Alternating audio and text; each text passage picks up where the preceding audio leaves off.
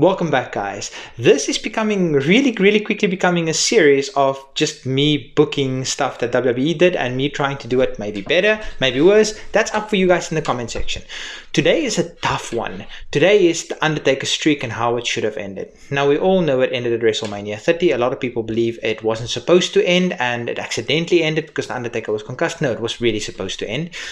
Now, if you listen to Undertaker on his podcast, I listen to 6 Feet Under, by the way, it's brilliant. He believes it should have been Bray Wyatt.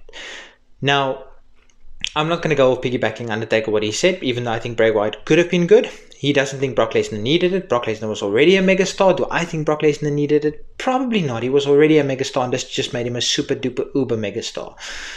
A lot of people believe it should have been Roman Reigns. So I've also been watching some other people how they would have booked this. And I don't want to copy what anybody did.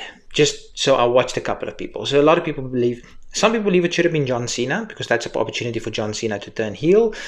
And a lot of people believe it should have been Roman Reigns because then Roman Reigns would have been the ultra mega heel that he was born to be. I'm going a slightly different route. So this is somebody that Undertaker has mentioned that was spoken about breaking the streak, but he didn't want to. So obviously, whenever you book something like this, you have to change a lot of history. So we're going to change a lot of history. Now, in 2003, there happened to be a young wrestler, and his gimmick was that he is a legend killer. If you don't know who I'm talking about, then what are you doing on this channel? Who I'm talking about is Randy Orton. This was a very young Evolution Randy Orton.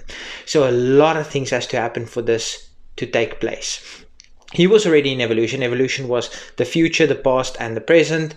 The future, of course, being Randy Orton Batista, the past being Ric Flair, and the present being Triple H. So that was the Evolution stable, even though Batista was and still is, of course, older than Triple H. But I digress.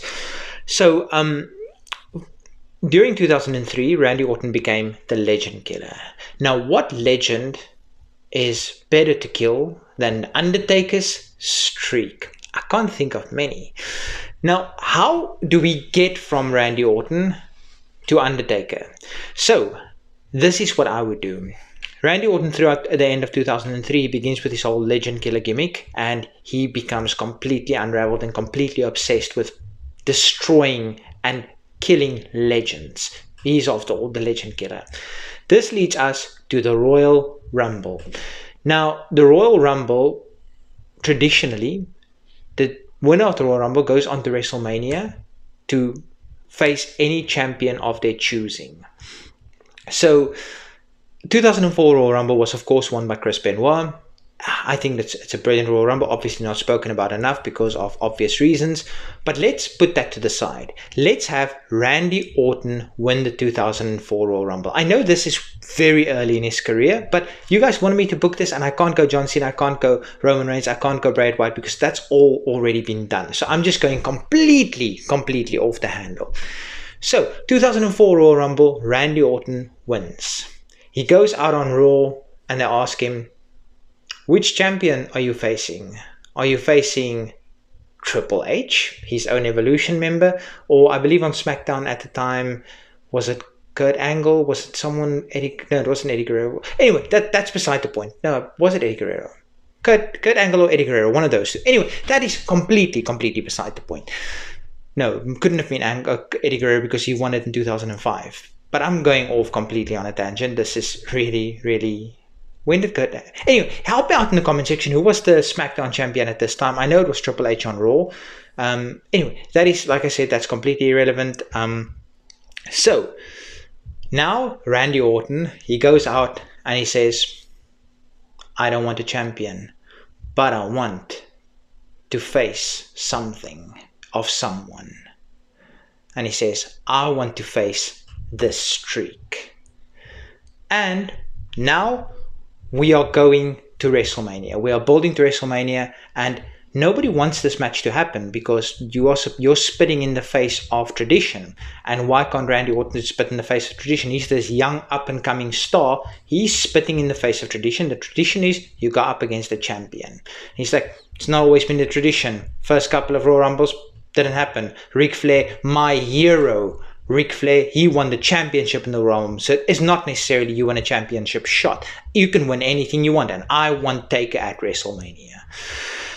So this goes on, the feud carries on, and eventually it's agreed. Undertaker agrees. Undertaker points to the WrestleMania sign, does his whole throat slit thing, blah blah blah.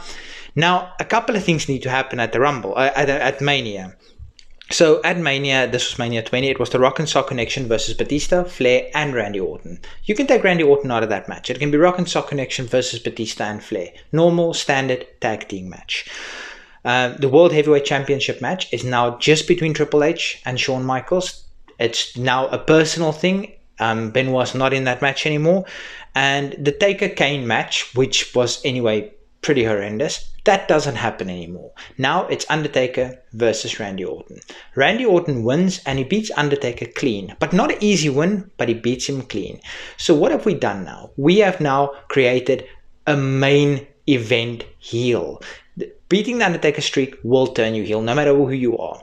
We've created a main event heel, and he can go after anything and everything he wants, and he can still have his match at WrestleMania 21 with Mick Foley, because that's another legend he can kill. He can go on with this. I love the legend killer gimmick. He can go on with this gimmick for quite a while. But anyway, that's just my thoughts. What do you guys think of this idea? Let me know in the comment section. Until next time, peace.